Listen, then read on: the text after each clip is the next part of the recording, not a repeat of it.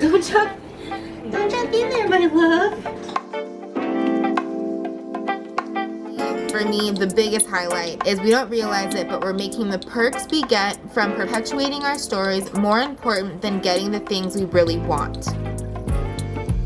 Good morning. How are you guys doing today? I hope you're having a good day on your end.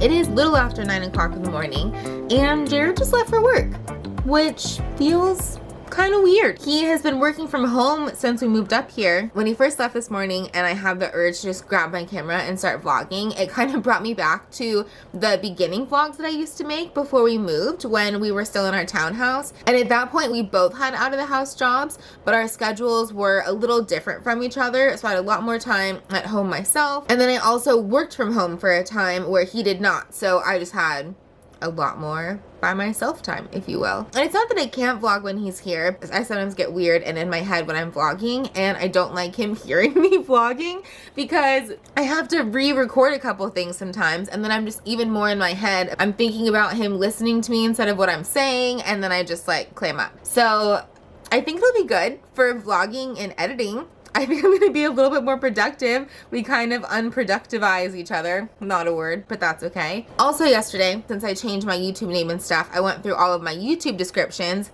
99 videos. I would say this would be the 100th. I think on your guys' side, you'll see a lower number because I have less than 10 of my videos that I have unlisted or unpublished from like the very, very beginning.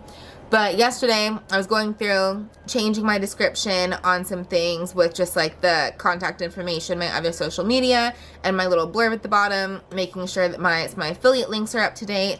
And it was like bittersweet. I don't know if you guys have ever seen him in our videos or noticed that our cats are Barney the First, Joseph the Third, and Foxley the Fourth. But we had a Tinjamin the Second. I'm just gonna skim by this because yesterday I got a little emotional, but he is like the best cat that you've ever seen in your life. He was the sweetest. I'll link a video in here if you guys want to like see which kitty I'm talking about. I have a video where we basically took him on a walk, and that was like the whole video. So I'll link that here if you guys want to see him. But his name was Sir Tinjamin Cornelius II. So basically, I'm going back to my videos, I'm seeing him all over the place. Also, seeing where I was in my health in the very beginning of my videos. Sorry, I've got Barney down here that I'm petting. She jumped up, and when Barney wants Levins, she gets Levins because she can be very finicky and she doesn't always want Levins. So she always gets them when she asks. I was working out more, I was eating better headspace, so I really want to get back to that place. But even before seeing that, I had mentally kind of gotten myself in a reinvigorated, inspired zone. It was actually after reading a chapter. Let me grab it and I'll just read you like the little blurb. Sorry, the sun. Let me just, zip up my head. Lower the curtain. You're a badass. How to stop doubting your greatness and start living an awesome life. Jen Sincero. One thing I think is really funny about this book is in the beginning of each chapter, she has a quote, and this one is, "I've lived a long life and had many troubles, most of which never happened." But then where she puts where it's by, it's kind of her own funny little explanation of the person. So for this one, it's Mark Twain, American author and humorist. Oh, she quoted herself and wrote, "Jen Sincero, author, coach, self-quoter." Chris Christopherson, singer, songwriter, actor, Rhodes Scholar, still super hot for an old guy. Funny. What I was trying to get to, I believe it's here. So part 4, how to get over your BS already. Chapter 17, it's so easy once you figure out it isn't hard. A couple of the blurbs that I highlighted in this chapter, bear with me for a second. So it says, what you choose to focus on becomes your reality. And it's just an example of what we're not noticing that we can see. There's also an infinite amount of emotions, thoughts, and beliefs, and interpretations, and sounds, and dreams, and opportunities, and smells, and points of view, and ways to feel good, and responses, and non-responses, and things to say, and ways to help. Yet, because we're so set in our ways and committed to our stories about who we are and what our reality looks like, we only scratch the very surface of all that's available to us in every moment. Meanwhile, we're totally surrounded by countless awesome versions of reality, and they're all just hanging around like a bunch of shy teenage girls at a prom, leaning against a wall, waiting for us to ask them to dance. So, our perspective, we're stuck in our groove. Whenever something happens, we always think we have like an automatic mental response, right? So maybe something happens, we're like, oh, that sucks, or oh, I hate that. I mean, that's what we're always telling ourselves every time. But there are a infinite amount of combinations of responses or thoughts or emotions that you could have about that thing happening, but we're only accessing a small amount of them because it's how we've told ourselves to react to it. So that really stuck with me. But what it really was that at least made me kind of kick myself in the pants a little bit says, before you can let go of your stories, being the things that we constantly tell ourselves that are just habit, get clear on what they are. Listen to what you say, what you think about, and start busting yourself in your own lies. We get used to and so identify with our broken records that we don't even notice they exist or that they aren't even real. And yet we'll fight to the death to uphold their non-truths. So true. Skipping 2 more pages. We tell ourselves these fake stories. We latch ourselves to these stories, but then we become complacent in them and they're comfortable. And we're getting perks out of them. And that's for me, the biggest highlight, really where this all comes together, is we don't realize it, but we're making the perks we get from perpetuating our stories more important than getting the things we really want. An example that they give us. Let's say you grew up with a violent alcoholic father, and your way to protect yourself from being the target of his rage was to never speak up, to never let yourself or your wants and wishes be visible. Cut to you as an adult who never speaks your truth or who never stands up for yourself. You're still reaping the false rewards. You're playing it safe, not risking getting hurt or yelled at. But this behavior is backfiring on you because by hiding and not taking the stand for yourself, you're living a life that totally makes you want to roll over and go back to sleep every morning instead of getting up and facing your day. Don't mind the extra sounds of the water filter, the kitty water fountain. Joe is drinking water by putting his entire body over it, which is making water like run down his neck. You silly man. You silly man. Goodness. So for me, with my health journey, I could say that I'm turning my story about how I will always be unhealthy, I will always be whatever. I am making that story mine in the previous negative version. I'm making that story mine, and it's annoying. I hate it. I'm always frustrated. But I get to eat the cookies. I get to eat the sweets. I don't have to work out as much. I get to be lazy. I get to do all of these things that find me comfort, and I get to live in the victimness, in the victim mindset. It gives me something to talk about. It gives me something to think about. But I don't want to make the perks that I get from perpetuating my story more important than getting the things that I really want. And I was like, wow. So that was only a couple days ago that I read this for the first time. I actually started reading the chapter again, so I read it like 1.5 times. And I think that I'm going to go back to that chapter every once in a while. I've highlighted bits in it, and I want to at least skim back and reread my highlighted parts every once in a while to kind of remind myself. But that was really good for me to hear. I started tweaking things here and there. Normally, I munch on chips throughout the day like nobody's business. That's my easy snack. I'll just grab a tortilla and eat that, or I'll just munch on tortilla chips. But even more so, just making myself conscious of what I'm doing. I've been good about not buying sweets for the house. Again, it's only been a couple days, but Jared kind of forgot my, I'm always on like a new track, right? So understandably, he wasn't thinking about it. He was like, ooh, let's get ice cream for last night. We talked about it for a second, and we decided not to get it. So normally that'd be something where, especially if I had decided and then he'd forgotten, it's so easy to be like, yeah, go get that. And I wouldn't feel like I was giving in and I was asking for it or anything. It would just be easy. But I was like, no, I don't want it. Let's not do it. And it was even $1. Oh my gosh. Our grocery outlet that's local to us, they have Oatly ice cream bars for $1. They are so good. Let's not think about that right now. I am doing a little thing for myself where I'm not going to bring sweets into the house, but we can make things. So if we are going to put the time and effort to make something from scratch, it's a different story. I can make it a bit healthier. I know it's in it and I made it. So it's not coming with the added plastic container. So that's what we're going to do. So it's still early. I have got some cleaning to do. I need to record a video also later today, but I need to get some groceries first. So, general master plan, tidy around the house, make myself breakfast, take a shower, do a little cooking, recording, and that's the day. I need to get a better schedule on my cardio. I don't know if I need to now focus on integrating more like weights or something, because it takes a long time to walk 10,000 steps. It's like 1,000 steps every 10 minutes approximately. So it's 2 hours of walking. Typically I try to get consistently to 10,000 and then I up my steps to airplane. When I was losing weight for our wedding, I was walking over 15,000 steps a day. So I just need to figure it out. I've been enjoying doing yoga. Haven't done that in a couple days, even though I just bought yoga blocks. I'm getting it. I'm figuring it out. Let me just get going with all of that, because this is a terrible angle for light.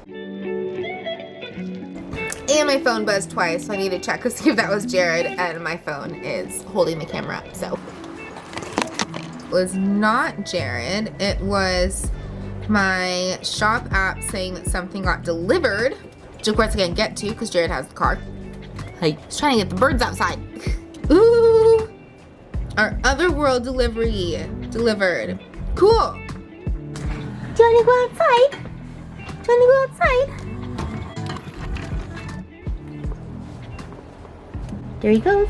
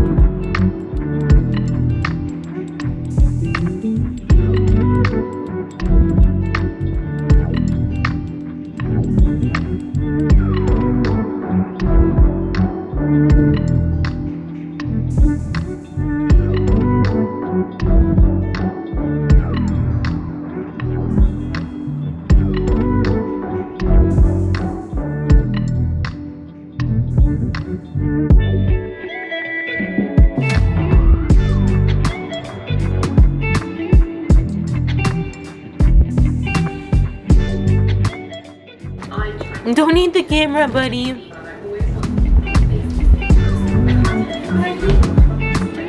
want some bubbles?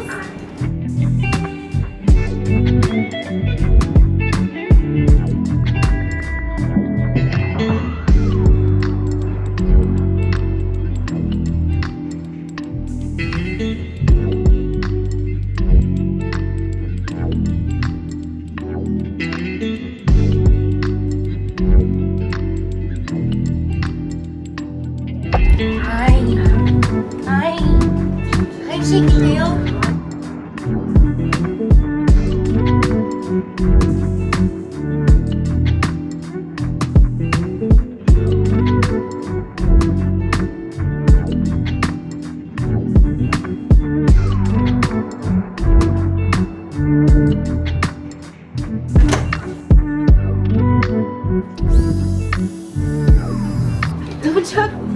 Don't jump in there, my love.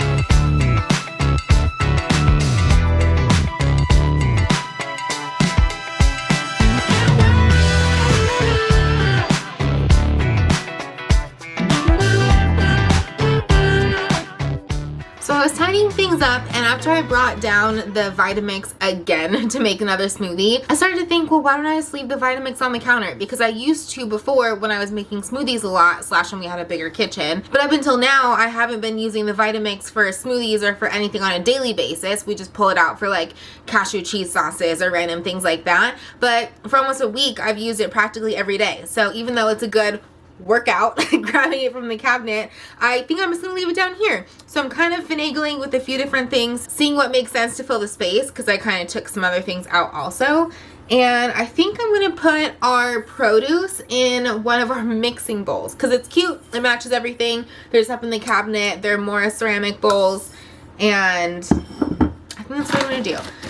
I'm hoping they fit in this size one.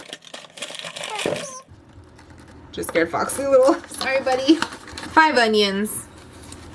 Takes up that much space in here. So that's decent size.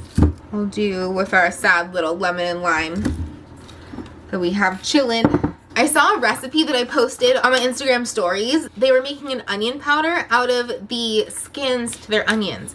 I don't think they did it with these red ones.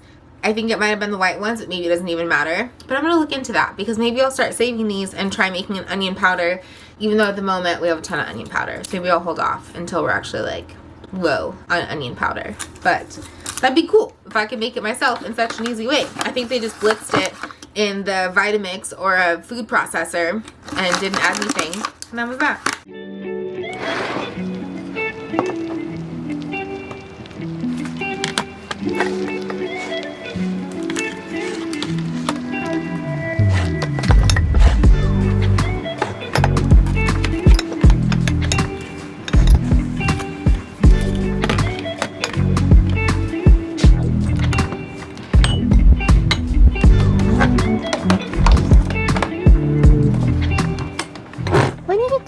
Sir, what are you doing? Hi. So the other night by accident, Jared left the door that's down there unlocked and open because he was checking something, and Foxley jumped down and he like got out for half a second, but Jared was out here so it was fine. But ever since Foxley realized that that was a door, he's been like pawing at it. So he's just, you gonna go do it again? You gonna go do it again? Do you have any friends living under the tiny house? Maybe?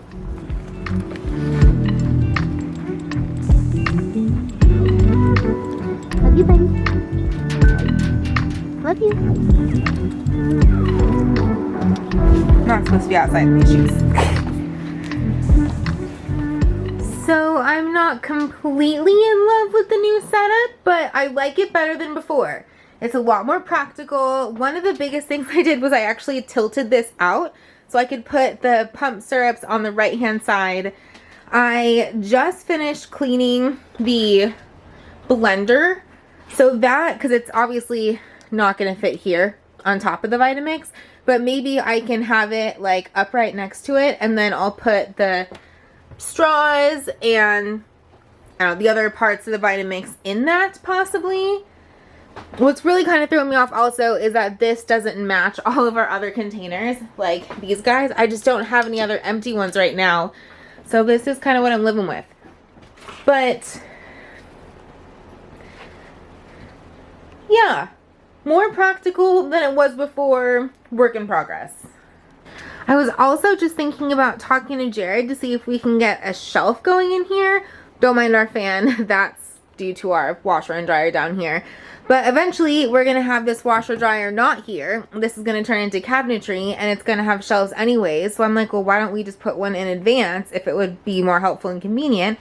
So maybe we'll get a shelf going in there. Time will tell, hopefully sooner than later.